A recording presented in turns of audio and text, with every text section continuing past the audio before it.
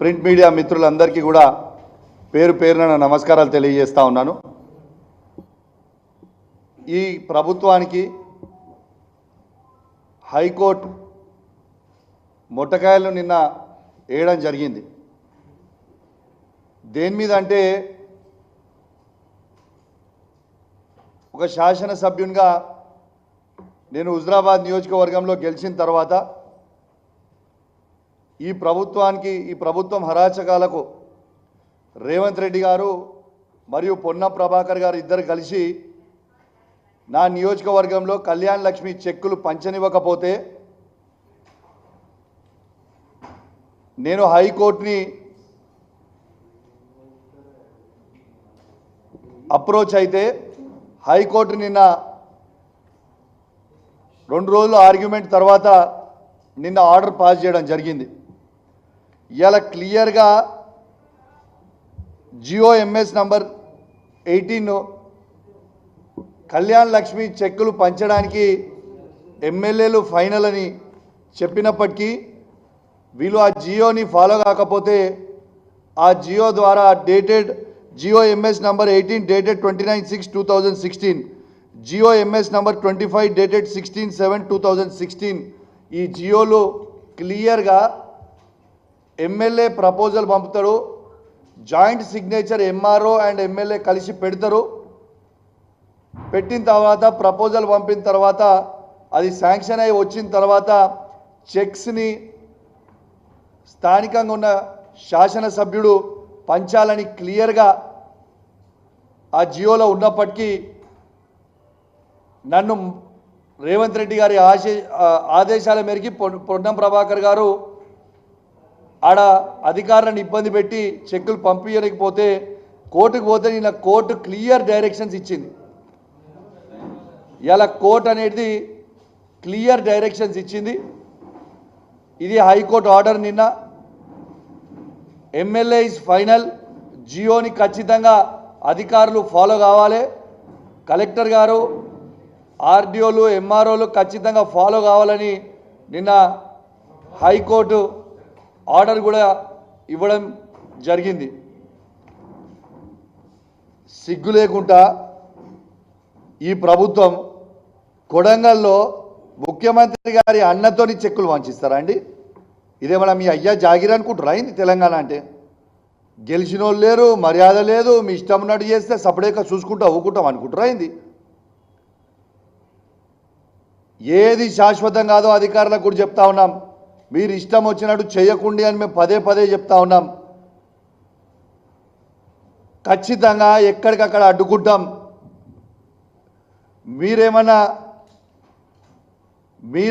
మీరెట్లా ఎమ్మెల్యేలుగా గెలిచిర్రో మేము కూడా అట్లనే ప్రజలు ఓటేసి ఎమ్మెల్యేలుగా గెలిచినాం. ప్రజలు మమ్మల్ని 39 మంది ఎమ్మెల్యేలను గెలిపిస్తే మిమ్మల్ని 64 మందిని గెలిపించారు. కేవలం 1.8% ఓట్లు ఎక్కువ మీకు పడ్డాయి అంతే. దానికి మీరు ఇష్టం ఉన్నట్టు రెచ్చిపోవడం అనేది కరెక్ట్ కాదు అని నేను తెలియజేస్తా ఉన్నాను. ఇప్పటికన్నా బుద్ధి తెచ్చుకొని సరిగ్గా పోతే కరెక్ట్ ఉంటుంది. మొన్న నియోజకవర్గంలో 10 కోట్ల రూపాయల ఫండ్స్ కూడా అలాట్ చేస్తే ఆ 10 కోట్లు కూడా గెలిచిన ఎమ్మెల్యే అయ్యాడట. ఓడిపోయినోడు ఎవడో ఉంటే వాళ్ళ దగ్గర ప్రపోజల్ తీసుకొని చేయడం అనేది ఎంతవరకు కరెక్ట్ అని నేను అడుగుతా ఉన్నా. ఖచ్చితంగా దాన్ని కూడా మేము పెట్టిన ప్రపోజల్స్ అనేటివి మీరు ఇవ్వకపోతే మేము ఈ BRS పార్టీలో ఉన్న 33 మంది ఎమ్మెల్యేలు అందరం కూడా ఖచ్చితంగా హైకోర్టుకి పోతాం. మళ్ళా ఆడ కూడా పిటిషన్ వేస్తామని చెప్పి సందర్భంగా తెలియజేస్తా ఉన్నాను.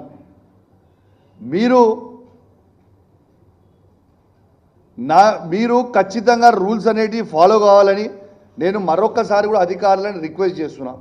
దయచేసి మీతో మా పంచాయతీ కాదు, కానీ వాళ్ళ ప్రభుత్వం అనేది మిమ్మల్ని ఇబ్బంది పెడితే మీరు రూల్స్ ఫాలో కాకపోతే రేపు మీరు ఇబ్బంది పడతారు. అది ఒక్కటి మాత్రం మీరు గుర్తుపెట్టుకోండి. రెండోది, నేను రేవంత్ రెడ్డి గారికి పొన్నం ప్రభాకర్ గారికి కూడా చెప్తా ఉన్నాను, నా మీద కోపం ఉంటే నా మీద తీర్చుకోండి, కానీ నా హుజరాబాద్ నియోజకవర్గ ప్రజల మీద, నా హుజరాబాద్ నియోజకవర్గ పేద లబ్ధిదారుల మీద మాత్రం తీసుకోకండి. మీరు వాళ్ళని ఇబ్బంది పెడితే మాత్రం నేను ఎంత దూరమైనా నా ప్రజల కోసం నేను పోతా అని మీకు కూడా తెలియజేస్తా ఉన్నాను. తెలియజేస్తూ సెలవు తీసుకుంటా ఉన్నాను. జై తెలంగాణ, జై కేసీఆర్. దాని చేద్దాం.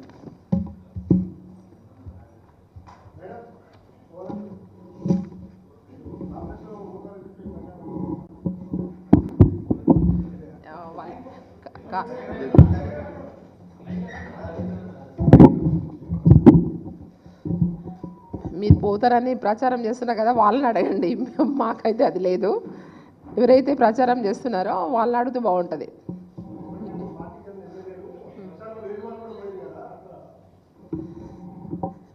లేని వాళ్ళు పోయినంటే అవకాశవాదులు అంతే. మీకు తెలిసే కదా, గతంలో కూడా వాళ్ళు ఏ పార్టీలో ఉండే, తర్వాత అవకాశవాదులుగా మన 10 సంవత్సరాలుగా బీఆర్ఎస్ పార్టీలో ఉన్నారు. అన్ని అవకాశాలు తీసుకున్నారు, అంత లబ్ధి పొందారు, మళ్ళీ పార్టీ మారారు. మీకు తెలిసిన విషయమే కదా, మళ్ళీ కొత్తగా చెప్పండి. తప్పకుండా అండి, కంటిన్యూగా ఉంటాం. మాట్లాడే వాళ్ళు మాట్లాడతారు, పోయే వాళ్ళు అనేది వాళ్ళని మీరు అడగండి. ఎందుకంటే 10 సంవత్సరాలుగా వాళ్ళు మంత్రులుగా అనుభవించారు, ఒక్కొక్క కుటుంబంలో 3 పదవులు అనుభవించారు.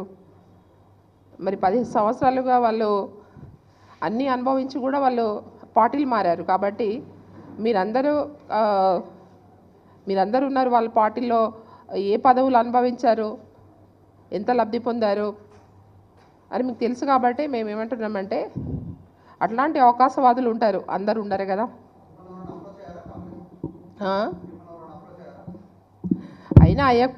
అయినా కూడా కాకుండా కూడా మేము బీఆర్ఎస్ పార్టీలోనే మేము కొనసాగుతాం.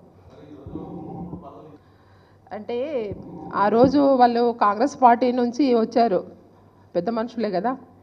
ఆ రోజు కొంతమంది టీడీపీ నుంచి వచ్చారు, ఒక పదవులు అప్పుడు మంత్రులుగా ఇక్కడ అన్ని పెద్ద పదవులుగా అనుభవించి వచ్చారు. కాబట్టి వాళ్ళకు కూడా మంచి స్థానం కల్పించాలనేది ఆ రోజు ఉన్నటువంటి మా ముఖ్యమంత్రి గారు కేసీఆర్ సార్ గారు వారికి అవకాశం ఇచ్చారు.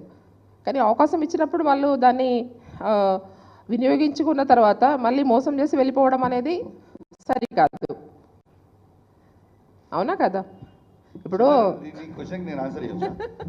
సరే, మా అక్క అయితే చాలా సోబర్గా చెప్పింది, నేనైతే అంత సోబర్గా చెప్పా.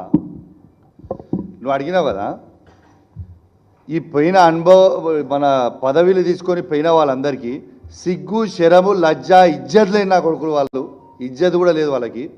వాళ్ళు కొంచెము అన్నం తింటురా, ఇంకా ఏమైనా వేరే తింటురా కూడా తెలియదు. ఇజ్జత్ లేదు వాళ్ళకి. ఇజ్జత్ లేని వాళ్ళు సొసైటీలో సిగ్గు, శరము, లజ్జ లేని, బట్టలు లేకుండా. ఇప్పుడు బట్టలు ఎందుకు వేసుకుంటాం మనం? బట్టలు లేకుండా కూడా తిరగవచ్చు కదా. బట్టలు లేకుండా తిరుగుతారు ఎవడన్నా?